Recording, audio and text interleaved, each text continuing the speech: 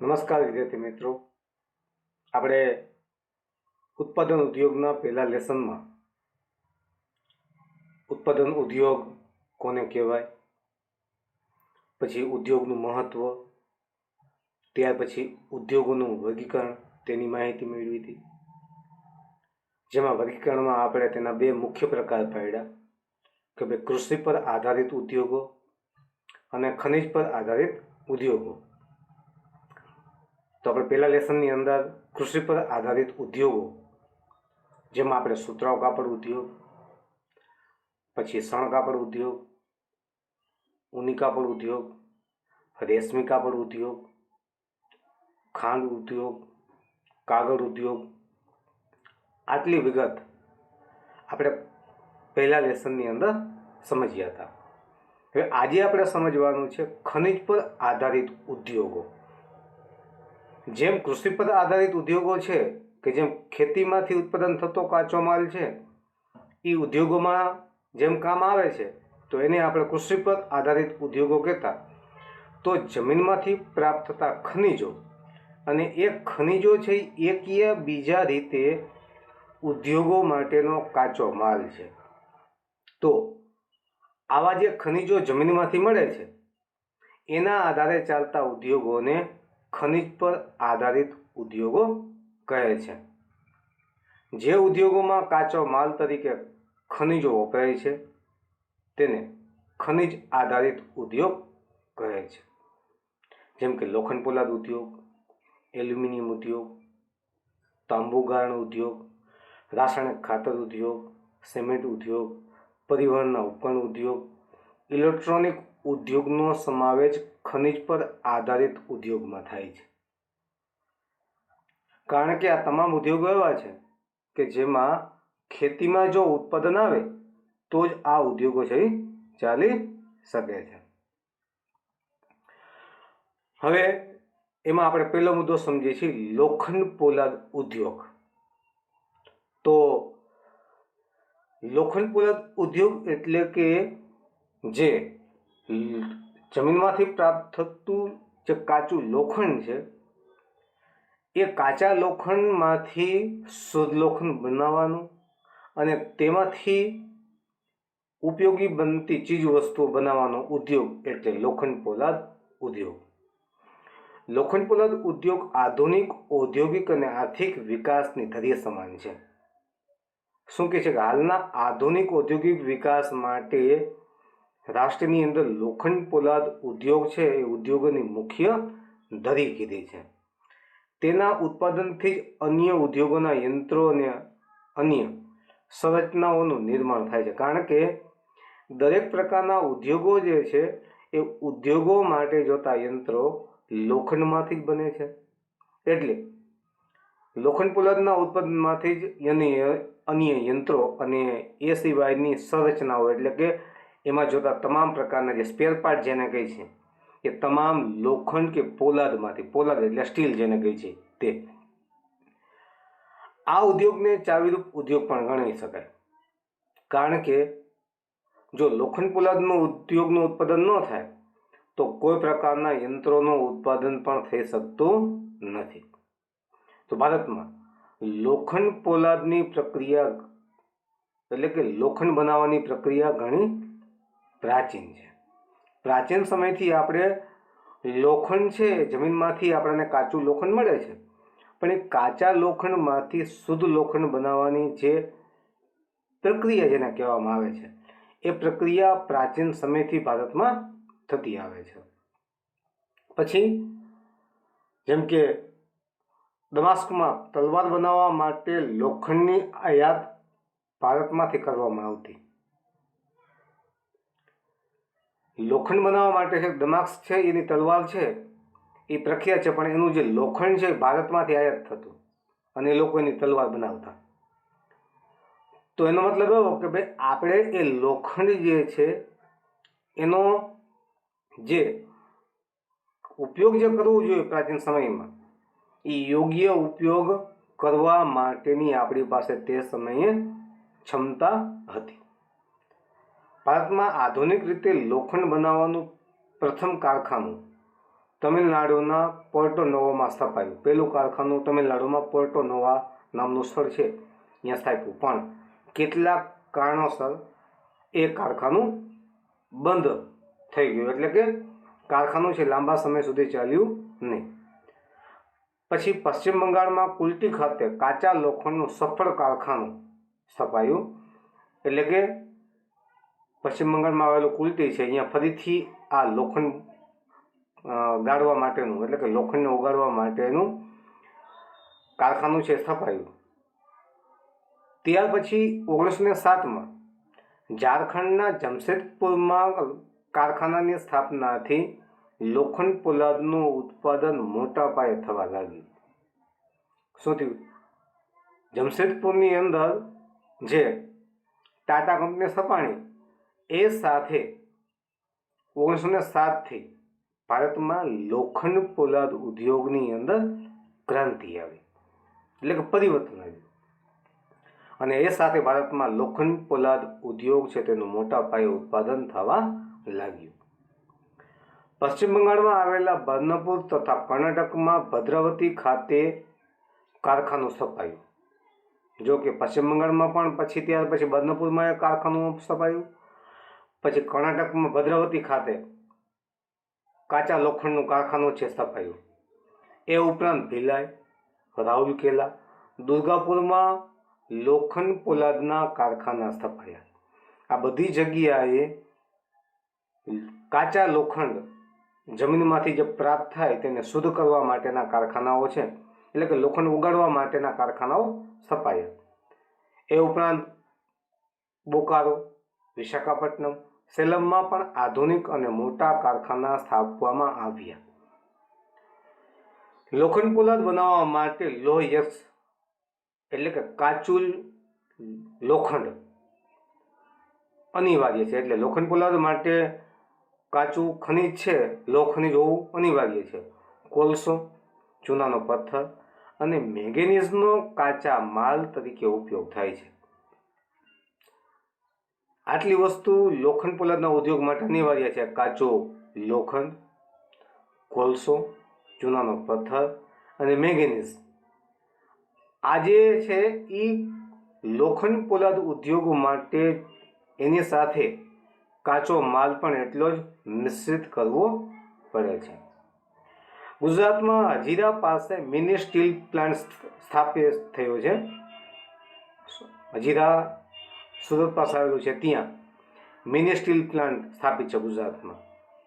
પછી ટાટા સિવાયના લોખંડ પોલાદનો કારખાનાનો જે વહીવટ જે છે એ સ્ટીલ ઓથોરિટી ઓફ ઇન્ડિયા એટલે કે સેલને સોંપવામાં આવ્યું છે. એકમાત્ર ટાટા કંપનીને બાદ કરતા બીજી તમામ પ્રકારની જે કંપનીઓ છે કે જે લોખંડ પોલાદનું ઉત્પાદન લે છે એ બધી જ કંપનીનો વહીવટ સ્ટીલ ઓથોરિટી ઓફ ઇન્ડિયાને સોંપવામાં આવ્યો છે.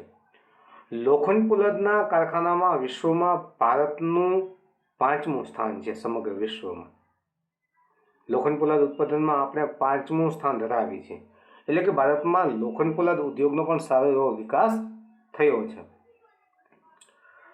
પછી આવશે એલ્યુમિનિયમ ગાળણ ઉદ્યોગ. તો જમીનમાંથી પ્રાપ્ત થતું જેવી રીતે લોખંડ મળે છે એવી રીતે આપણાને એલ્યુમિનિયમ છે એ પણ જમીનમાંથી પ્રાપ્ત થાય છે. લોખંડ પોલાદ પછી બીજો મહત્વપૂર્ણ ધાતુ ઉદ્યોગ એલ્યુમિનિયમ ગાળવાનો છે, એટલે કે એલ્યુમિનિયમ બનાવવાનો છે. આ ધાતુ વજનમાં હલકી, મજબૂતાઈ, ટીપાઉપણું અને વિદ્યુત સુવાહકતા અને કાટ ન ચડે તેવી વિશિષ્ટ ગુણ ધરાવે છે. હવે જો અહીંયા શું કીધું મિત્રો, એલ્યુમિનિયમ વજનમાં હલકું હોય એટલે મોટાભાગના જે વાહન છે એના જે એન્જિન અથવા તો જે સ્પેર પાર્ટ છે તે એલ્યુમિનિયમના બનાવવામાં આવે, એટલે વજન હલકું છે. પછી મજબૂત હોય છે, ટકાઉ હોય છે, અને સાથે સાથે ટીપાઉ પણ હોય, એટલે કે જેમ એને આકાર આપવો હોય એવો આકાર આપી શકાય છે. અને વિદ્યુતનો સુવાહક છે કે એમાંથી વિદ્યુત પસાર થઈ શકે છે. તો આપણે ખાસ કરીને ઇલેક્ટ્રોનિક લાઇન એટલે કે ઇલેક્ટ્રોનિક તાર જે કેબલ નાખવામાં આવે છે એ કેબલમાં એલ્યુમિનિયમ છે એ તાર હોય છે, કારણ કે એમાં વિદ્યુત છે એમાં સુવાહક રીતે ગતિ કરી શકે છે, એ ગરમ થતા નથી, એમાં સરળતાથી વિદ્યુત પ્રવાહ છે એ પસાર થઈ શકે છે. અને સાથે સાથે એલ્યુમિનિયમમાં ક્યારેક કાટ લાગતો નથી. આ એનો વિશિષ્ટ ગુણ છે. એટલે ખાસ કરીને મોટાભાગના વાહનના એન્જિન છે એ એલ્યુમિનિયમમાંથી બનાવવામાં આવે છે. બોક્સાઇટ એ એલ્યુમિનિયમની કાચી ધાતુ છે, અંડરલાઈન કરજો ત્યાં ખાસ, કારણ કે બોક્સાઇટ એની કાચી ધાતુ છે. જો બોક્સાઇટનું જ્યાં ઉત્પાદન થતું હોય તો જ એલ્યુમિનિયમ પ્રાપ્ત થાય. એલ્યુમિનિયમ સાથે બીજી મિશ્ર ધાતુઓ ભેળવીને મોટર, રેલવે, હવાઈ જહાજ અને યાંત્રિક સાધન બનાવવામાં ઉપયોગી છે. હમણાં મેં તમને કીધું કે એલ્યુમિનિયમ સાથે બીજા અન્ય ધાતુઓ મિશ્રિત કરી અને મોટર, રેલવે, હવાઈ જહાજ કે યાંત્રિક માટેના જે સાધનો છે તે એલ્યુમિનિયમમાંથી બનાવી શકાય છે. એલ્યુમિનિયમના ઉત્પાદનમાં 40થી 50% ખર્ચ વિદ્યુતમાં થાય છે. એટલે સૌથી વધુ ખર્ચ કહે છે કે એલ્યુમિનિયમ છે તેને ગાળવા માટે, ઉગાડવા પાછળ થઈ જતો હોય છે.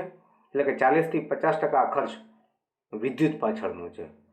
આથી જ્યાં બોક્સાઇટ જળ વિદ્યુત સરળતાથી ઉપલબ્ધ હોય ત્યાં આ ઉદ્યોગ સ્થપાયો છે.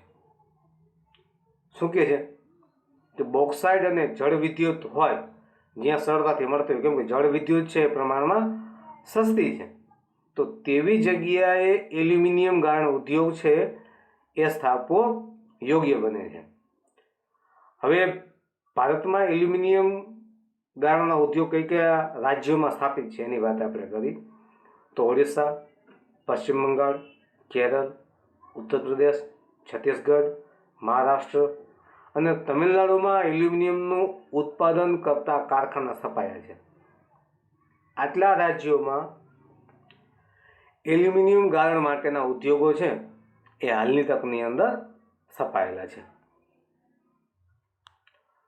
ત્યાર પછી આવશે તાંબુ ગાળણ ઉદ્યોગ.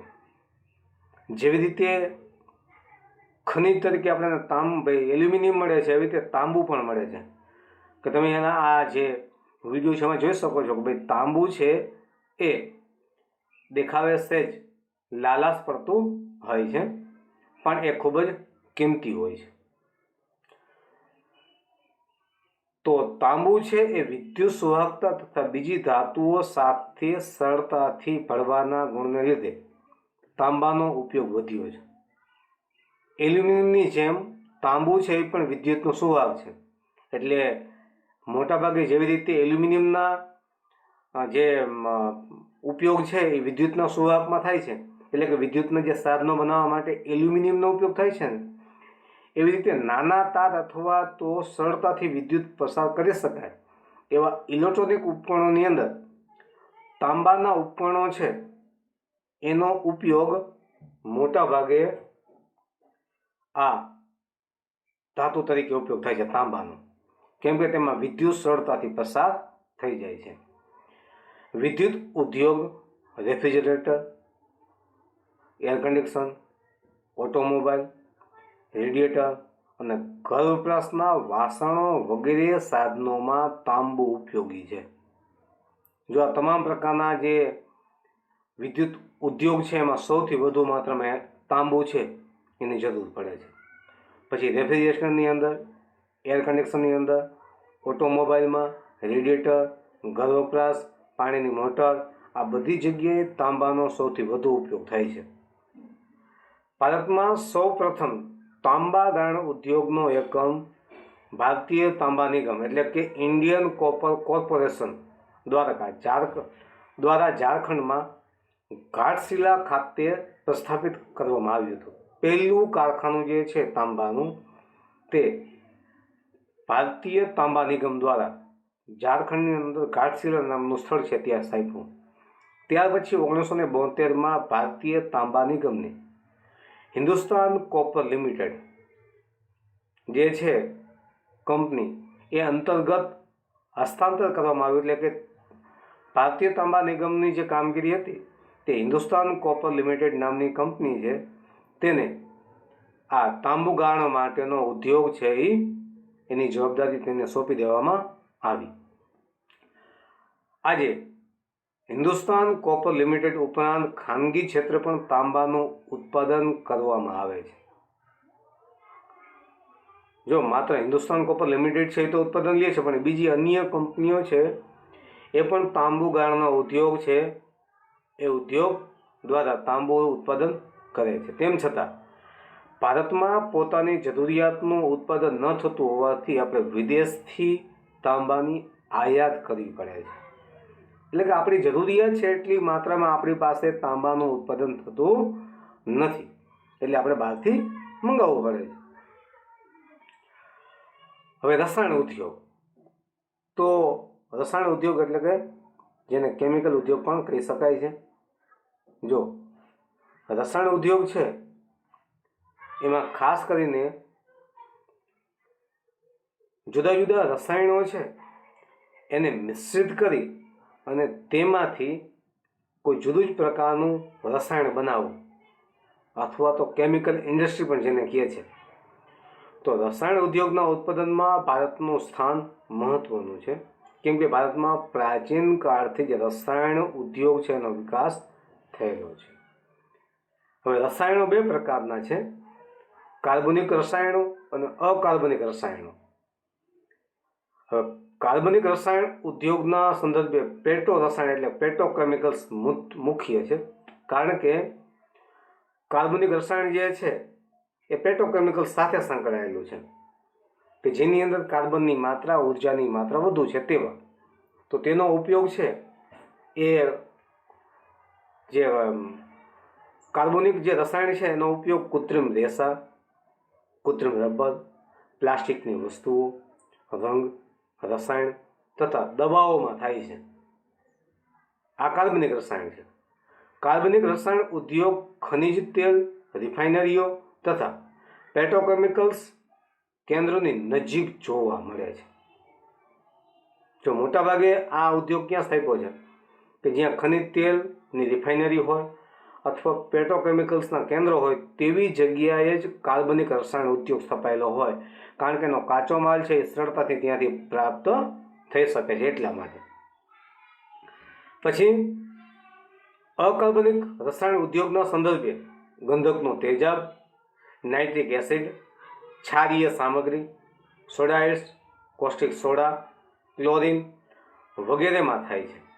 જો આ અકાર્બનિક રસાયણ છે કે જેની અંદર આગ નથી લાગતી પણ એની અંદર જલદતા માત્ર રહેલી છે, કે એની પાણી સાથે કોઈ પ્રક્રિયા કરવામાં આવે તો જેની અંદર ઉર્જા છે ઉત્પન્ન થતી હોય, તેની અંદર અકાર્બનિક રસાયણનો ઉપયોગ થાય છે. જંતુનાશક દવાઓના ઉત્પાદનમાં વિકાસશીલ દેશોમાં ભારતનું સ્થાન મહત્વનું છે, અને રસાયણ ઉદ્યોગમાં ગુજરાતનું સ્થાન દેશમાં સર્વોપરી છે. આ એનાલાઇઝ કરજો. જો રસાયણ ઉદ્યોગની અંદર ગુજરાત છે એ સમગ્ર દેશની અંદર સર્વોપરી છે, તે સૌથી શ્રેષ્ઠ છે. તો અમદાવાદ, વડોદરા, અંકલેશ્વર, ભરૂચ વગેરે રસાયણ ઉદ્યોગના મુખ્ય કેન્દ્રો છે કે જ્યાં કેમિકલ ઇન્ડસ્ટ્રી આવેલી છે. અહીંયા સૌથી વધુ માત્રામાં રસાયણો છે તે બને છે. ગુજરાતમાં તમે અમદાવાદની આસપાસનો જે વિસ્તાર કીધો, અમદાવાદ, વડોદરા, અંકલેશ્વર, ભરૂચ, સુરત, નવસારી, આ બધી જગ્યાએ આજે રસાયણ ઉદ્યોગ છે એ એનો મુખ્ય ઉદ્યોગ બન્યો છે. પછી આવશે પ્લાસ્ટિક ઉદ્યોગ. મિત્રો, આપણે જે પ્લાસ્ટિકનો ઉપયોગ કરીએ છીએ તો એ પ્લાસ્ટિક ઘણી બધું એમાંથી પ્લાસ્ટિક એવું પણ હોય છે કે જે નકામું પણ હોય, આપણે એને ફેંકી દેતા હોઈએ છીએ. તો આજે એનું રિસાયકલિંગ કરી અને ઉપયોગ કરવાનું પ્રમાણ પણ વધ્યું છે, કારણ કે પ્લાસ્ટિક છે એ ઝડપથી નાશ થતો નથી, એટલે પ્લાસ્ટિક ઉદ્યોગને સનરાઇઝ ઇન્ડસ્ટ્રી પણ કહે છે.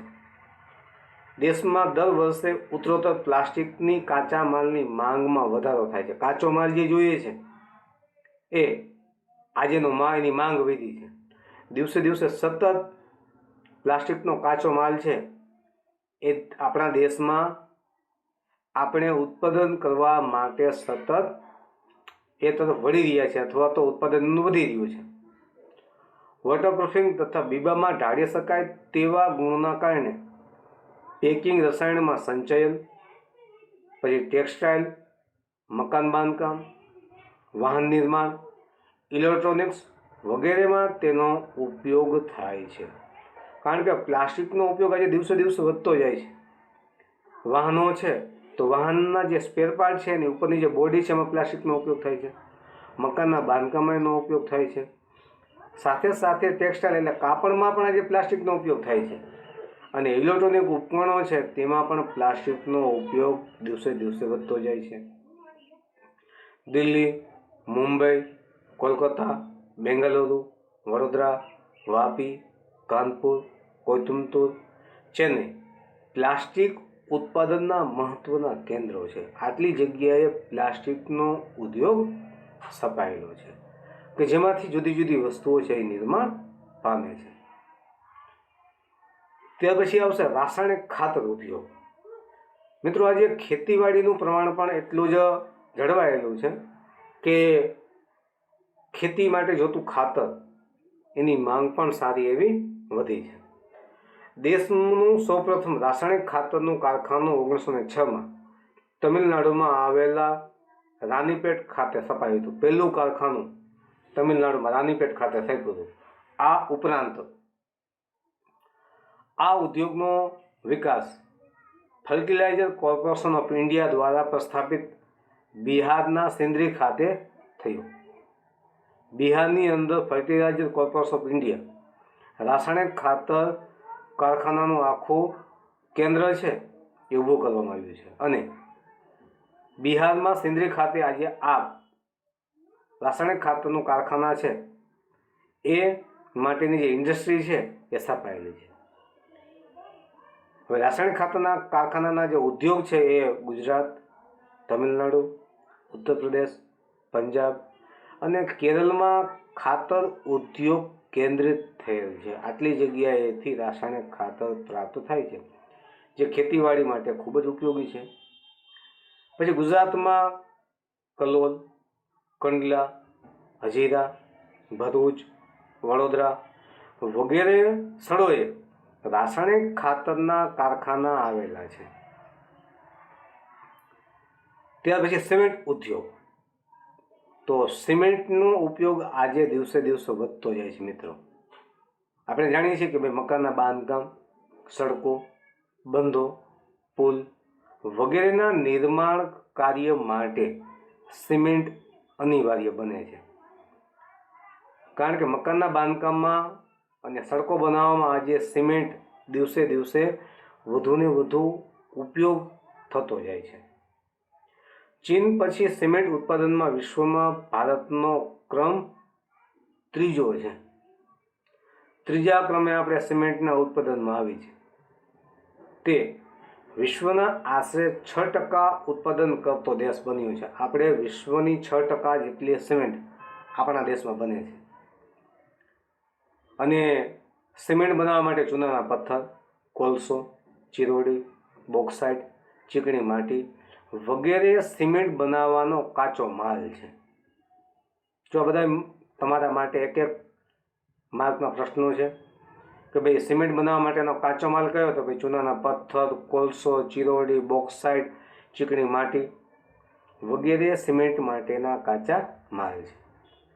કાચો માલ અને ઉત્પાદનો વજનમાં ભારે હોવાથી સિમેન્ટના કારખાના જ્યાં કાચો માલ વધુ પ્રમાણમાં ઉપલબ્ધ છે ત્યાં સ્થપાયા છે. જો શું કહે છે કે સિમેન્ટ ઉદ્યોગ માટે કાચો માલ બધો કેવો છે? વજનમાં ખૂબ ભારે છે. તો જ્યાં સિમેન્ટ બનાવવા માટેનો કાચો માલ મળતો હોય તેવી જગ્યાએ જ મોટા ભાગે સિમેન્ટના કારખાનાઓ સ્થપાયા છે. ગુજરાતમાં આ ઉદ્યોગનો સારો એવો વિકાસ થયો છે. કારણ કે ગુજરાતના દરિયા કિનારા ઉપર તમે જોવા જાઓ તો ખાસ કરીને સિક્કા, પોરબંદર, રાણાવાવ, કોડીનાર, પછી એ ઉપરાંત ભાવનગર, અમરેલી, સુરત આ બધી જગ્યાએ સિમેન્ટના કારખાનાઓ આજે સ્થપાયેલા છે. કારણ કે ત્યાં ચૂનાનો પથ્થર સરળતાથી પ્રાપ્ત થાય છે એટલા માટે. હવે આવશે પરિવહન ઉપકરણ ઉદ્યોગ. પરિવહન ઉપકરણ એટલે કે વાહન વ્યવહાર માટેના જે સાધનો છે એનો ઉદ્યોગ. તો મિત્રો આપણે જાણીએ છીએ કે ભાઈ વાહનોનું પ્રમાણ આજે દિવસે દિવસે વધતું જાય છે, એના ઉદ્યોગો છે પણ વધતા જાય છે. દર વર્ષે નવી નવી ફોર વ્હીલ ગાડીઓ છે એની કંપનીઓ આવતી જાય છે, બાઇક માટેની નવી કંપનીઓ છે. એ ઉપરાંત ટ્રક અને ટ્રેક્ટર છે એવા ઉપકરણો માટેના જે સાધનો છે એને કંપનીઓ છે એ પણ દિવસે દિવસે ભારતમાં આવતી જાય છે. એટલે કે એનું ઉત્પાદન કરતી ઇન્ડસ્ટ્રી છે એ સપાતી જાય છે. તો આપણે જાણીએ છીએ કે ભાઈ પરિવહન ઉદ્યોગ આજનો ખૂબ જ મહત્વપૂર્ણ ઉદ્યોગ છે. કેમ કે મુસાફરી માટેના અનેક વાહનો આપણે જોયા હશે, ઘણા બધા વાહનો તમારી સામેથી પસાર થતા હશે કે ભાઈ સાયકલ હોય, બાઇક હોય, ફોર વ્હીલ ગાડી હોય, થ્રી વ્હીલર વાહન હોય, એ ઉપરાંત ટ્રક, બસ, ટ્રેન, વિમાન, દરિયાઈ જહાજ, આ બધા તમે જોયા હશે. પણ અગાઉ મુસાફરી માટે પશુ દ્વારા ખેંચાતા વાહનો હતા. પહેલાંના સમયની અંદર શું હતું કે ભાઈ પશુઓ છે એ પરિવહન માટેના સાધનો હતા, એનો વાહન તરીકે ઉપયોગ થતો, જેની ગતિ ખૂબ જ ધીમી હતી. જ્યારે આજે આધુનિક યુગમાં રસ્તાઓના વિકાસ સાથે ઝડપી ગતિવાળા વાહનો ક્રમશઃ વપરાશ આવ્યો છે.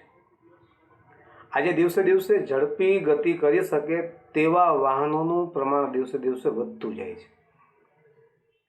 એટલે આ ઉદ્યોગને આપણે શું કહીએ છીએ? આ વાહનોનું નિર્માણ કરતા ઉદ્યોગો છે, એટલે આ ઉદ્યોગને પરિવહન ઉદ્યોગ કહે છે.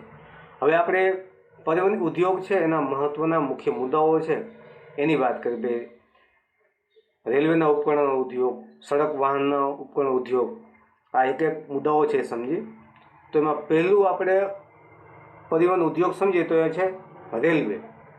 તો મિત્રો રેલવે છે એ પણ ભારતનો ખૂબ જ મહત્ત્વપૂર્ણ પરિવહન ઉદ્યોગ છે, કારણ કે વિશ્વમાં સૌથી વધુ પ્રમાણમાં રેલવેનું કોઈ જો પ્રમાણ હોય તો તે ભારતમાં છે. તો ભારતમાં મુસાફરી માટે રેલવે સેવાની કામગીરી ખૂબ જ પ્રશંસનીય છે, એટલે ખૂબ જ બિરદાવ્ય પાત્ર છે. રેલવે પોતાની જરૂરિયાતના ઉપકરણો જેવા કે રેલવેના એન્જિન, મુસાફરોના ડબ્બા, માલગાડીના ડબ્બા વગેરે ખુદ તૈયાર કરે, એટલે કે ભારત પોતે જ બનાવે છે. રેલવેનું એન્જિન ભારતમાં બને છે, રેલવેના ડબ્બા ભારતમાં બને છે, મુસાફરી માટેના ડબ્બા બને છે, માલગાડી માટેના ડબ્બા બને છે. આ ઉપરાંત રેલવેના ખાનગી ધોરણે પણ ઉત્પાદન થાય છે. ખાનગી ધોરણે ઘણી બધી કંપનીઓ છે એ પણ રેલવેના ઉપકરણો માટેના સાધનો છે બનાવે છે. હવે રેલવે એન્જિન 3 પ્રકારના છે: વરાળ એન્જિન, ડીઝલ એન્જિન અને વિદ્યુત એન્જિન. વર્તમાન સમયમાં વરાળથી ચાલતા એન્જિનો હવે પ્રવાસન હેતુથી ચલાવાતી હેરિટેજ રેલવેમાં જ ઉપયોગ થાય છે. શું કહે? માત્ર જે વરાળ એન્જિનો આજે ક્યાંય હાલતી નથી, પણ વરાળ એન્જિનથી ચાલતી જે રેલગાડીઓ છે એ માત્ર એક સાંસ્કૃતિક વારસાના સ્થળ તરીકે અને પ્રવાસીઓ જે છે એને ઐતિહાસિક રેલવે છે એની સમજૂતી માટે માત્ર એનો ઉપયોગ થાય છે. એટલે વરાળ એન્જિનનો ઉપયોગ આજે બહુ થતો નથી. આમ તો જો કે હવે બંધ જ થઈ ગયેલો છે, ક્યાંય વરાળ એન્જિન જોવા મળતું નથી. માત્ર એક મ્યુઝિયમની અંદર સામાન્ય રીતે એને એક સાચવવામાં આવે છે કે જેના કારણે પ્રવાસીઓ છે એની મુલાકાત લઈ શકે, એવી રીતે એને આજે કોઈ મ્યુઝિયમની અંદર સંગ્રહાલયમાં માત્ર સાચવેલું છે વરાળ એન્જિનો. પણ અમુક જગ્યાએ કદાચ ક્યાંક પ્રવાસનના ઐતિહાસિક વારસાને સમજૂતી માટે કદાચ સાચવવામાં આવ્યું હશે, એટલે માત્ર પ્રવાસન હેતુ માટે જ માત્ર ઉપયોગ થાય છે. એ પણ પાછું કેવું કે માત્ર 1 કે 2 કિલોમીટર માટેની મુસાફરી માટે. એટલે વરાળ એન્જિનો આજે મુસાફરી માટે કે માલવાહક જહાજ માટે ક્યાંય ઉપયોગ થતા નથી. ડીઝલ તથા વિદ્યુત એન્જિનનું ઉત્પાદન પશ્ચિમ બંગાળના મિઝામમાં ચિત્તરંજન લોકોમોટિવ વર્ક્સ, પછી વારાણસીમાં ડીઝલ લોકોમોટિવ વર્ક્સ તથા જમશેદપુર ટાટા લોકોમોટિવ વર્ક્સમાં થાય છે. આટલી જગ્યાએ વિદ્યુત અને ડીઝલ એન્જિનનું ઉત્પાદન થાય છે. આ મુખ્ય આપણા ડીઝલ એન્જિન બનાવતા મુખ્ય એના એ સ્થળ છે કે જ્યાં એની કંપનીઓ સ્થપાયેલી છે.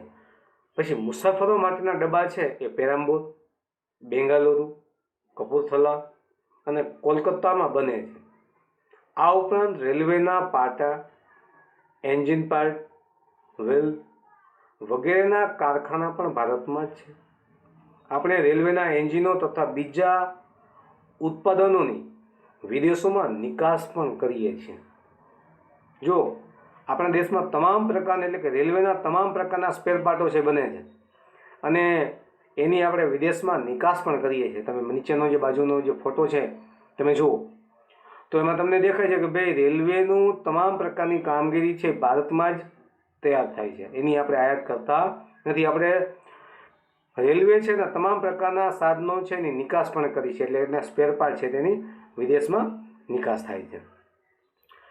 પછી આવશે સડક વાહન. તો કે ભાઈ રસ્તાઓ ઉપર રોડ ઉપર ચાલતા હોય તેવા વાહનો. તો રોડ ઉપર ચાલતા વાહનો છે એની માંગ પણ આજે દિવસે દિવસે વધતી જાય છે અને એના ઉત્પાદન માટેના ઉદ્યોગો છે એ પણ વધ્યા છે. ઘણી બધી વિદેશી કંપનીઓ છે એ પણ ભારતમાં આજે સડક વાહનો જે છે એને સ્થાપિત કરી અને અહીંયા આવેલી છે અને અહીંયા પોતાનો ઉદ્યોગ ચલાવે છે. સ્વતંત્રતા પહેલાં આપણે વિદેશથી આયાત થયેલા ગાડીના ભાગોને જોડીને ગાડીઓ બનાવતા. આઝાદી પહેલાં આપણે કોઈ પ્રકારની 4 વ્હીલ ગાડી બનાવતા નહોતા. વિદેશથી જુદા જુદા પ્રકારના સ્પેર પાર્ટ મંગાવી અને પછી એ ગાડી બનાવવામાં આવતી. એટલે એ ગાડી બનતા ઘણો બધો સમય લાગતો અને એ ગાડી જે બનતી એ બધા જ ગાડી અલગ અલગ પ્રકારના મોડલની બનતી. શા માટે? તો કે ભાઈ વ્હીલ છે એ જાપાનથી આવ્યા હોય, એન્જિન છે અમેરિકાથી આવ્યું હોય, ઉપરની બોડી છે એ ઓસ્ટ્રેલિયાથી આવી હોય, એટલે આખી ગાડી છે જુદી બની જાય. અને જેટલી વખત મંગાવવામાં આવે તો દરેક પ્રકારના સ્પેર પાર્ટ જુદા જ આવે. એટલે જેને રજવાડી ગાડી કહે છે એ રજવાડી ગાડીઓ આવી રીતે અલગ અલગ સ્પેર પાર્ટો દ્વારા બનાવવામાં આવી છે. પણ એ આપણે વિદેશમાંથી આયાત કરતા ક્યારે? તો કે આઝાદી પહેલાં. હવે એટલે કે આજે તો આપણે ટ્રક, બસ, કાર, મોટરસાઇકલ, સ્કૂટર તથા સાયકલ બનાવવાના કારખાના આપણા દેશમાં જ છે. પછી ટ્રકોનું ઉત્પાદન મોટે ભાગે ખાનગી ધોરણે થાય છે. આપણે એટલે કે સડક વાહનોનું જે ઉત્પાદન છે, ખાસ કરીને સડક વાહનોનું ઉત્પાદન આપણે મોટાભાગે ખાનગી કંપનીઓ જ એનું ઉત્પાદન લે છે. કોઈ સરકારી કંપનીઓ એનું ઉત્પાદન કરતી નથી. એટલે કે જાહેર ક્ષેત્રનો એક પણ એકમ નથી. વિશ્વમાં વ્યવસાયિક વાહનોના ઉત્પાદનમાં ભારતનું સ્થાન 5મું છે. શું કહે છે? વ્યવસાયિક વાહનો એટલે જેમાં ચીજ વસ્તુઓ છે એની હેરફેર કરી શકાય એવા ઉત્પાદનના સાધનોમાં ભારત 5મું સ્થાન ધરાવે છે. આજે ભારતમાં તૈયાર થતા વાહનો તથા તેના જુદા જુદા ભાગોની વિદેશોમાં નિકાસ કરવામાં આવે છે. આજે આપણા દેશમાંથી આપણે વાહનોના જુદા જુદા જે સ્પેર પાર્ટો છે એ બનાવીને વિદેશમાં વેચી છે. ટ્રેક્ટર તથા સાયકલનું પણ મોટા પ્રમાણમાં ઉત્પાદન થાય છે, જેની નિકાસ આપણે વિદેશમાં કરીએ છીએ. ટ્રેક્ટર અને સાયકલ છે એની મોટા પ્રમાણમાં આજે આપણે નિકાસનું પ્રમાણ છે એ પણ એટલું જ વધારેલું છે. પછી જેવી રીતે સડક વાહનો છે એવી રીતે જહાજ બાંધકામ ઉદ્યોગ પણ ભારતમાં સ્થપાયેલો છે. હવે જહાજ બાંધકામ છે એના 2 પ્રકાર છે: દરિયાઈ જહાજ બાંધકામ અને હવાઈ જહાજ બાંધકામ. જ્યાં તમને ઉપર જે દેખાય છે મિત્રો, જે સ્ક્રીન ઉપર, એ છે દરિયાઈ જહાજ. તો ભારતમાં દરિયાઈ જહાજ બાંધવાનો ઉદ્યોગ પ્રાચીન સમયથી જ છે. પ્રાચીન સમયમાં જ આ ઉદ્યોગ સ્થપાયેલો છે. આમાં ક્યાંય લખ્યું નથી દરિયાઈ જહાજ બાંધકામ ઉદ્યોગ, પણ આપણે અહીંયા એનો પ્રકાર પાડેલા છે. આ પહેલો જે મુદ્દો છે, આખો પેરેગ્રાફ, એ દરિયાઈ જહાજ બાંધકામના ઉદ્યોગનો છે.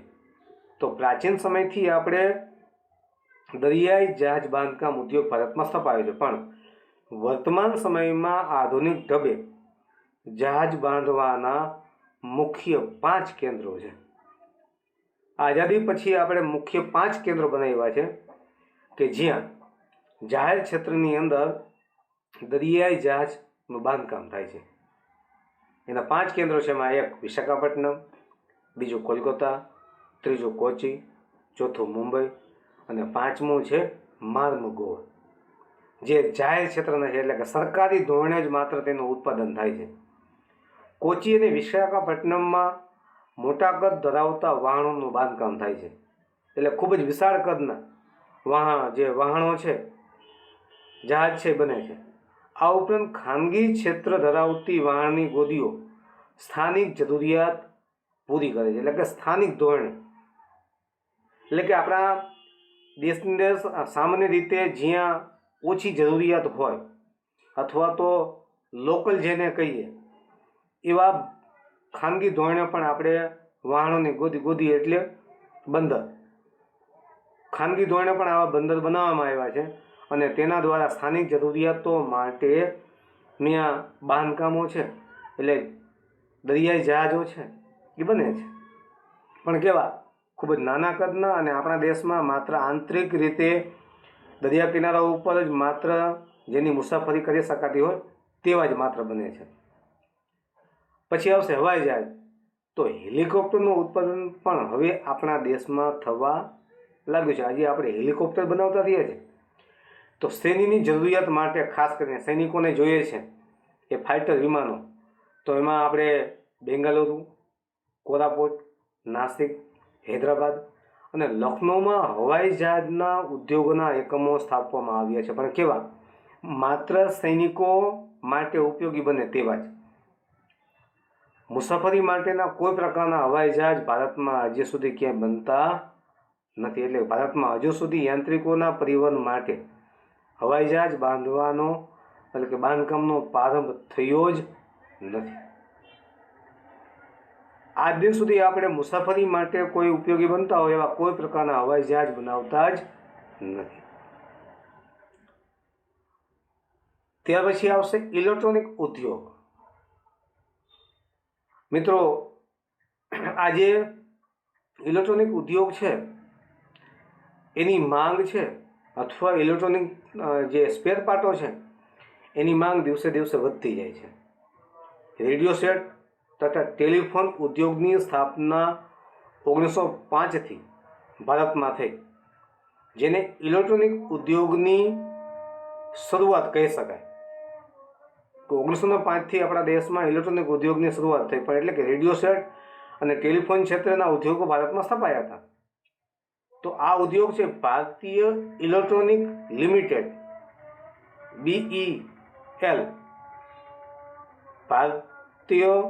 ભારત ઇલેક્ટ્રોનિક લિમિટેડ નામની કંપની છે, તેના દ્વારા ઇલેક્ટ્રોનિક ઉદ્યોગ છે તે સ્થપાયેલો છે, બેંગાલુરુમાં સ્થપાયો, જેનો હેતુ સેના એટલે સૈનિકો માટે, આકાશવાણી, હવામાન વિભાગના ઉપકરણો બનાવવાનો હતો. કેવો છે? સૈનિકો માટે, ખાસ કરીને આકાશવાણી અને હવામાન વિભાગના ઉપકરણો માટેનો જ આનો હેતુ હતો. આજે આપણે ઇન્ડિયન સ્પેસ રિસર્ચ ઓર્ગેનાઇઝેશન એટલે કે ઇસરો સાથે સહયોગ કરી ઘણા ઇલેક્ટ્રોનિક ઉપકરણોનું નિર્માણ કરે છે. આજે આપણે ઘણા બધા ઇલેક્ટ્રોનિક સાધનો છે બનાવીએ છીએ. આ ઉદ્યોગે સામાન્ય લોકોના જીવનમાં તથા દેશના અર્થતંત્ર અને લોકોની જીવનશૈલીમાં ઘણું પરિવર્તન કર્યું છે.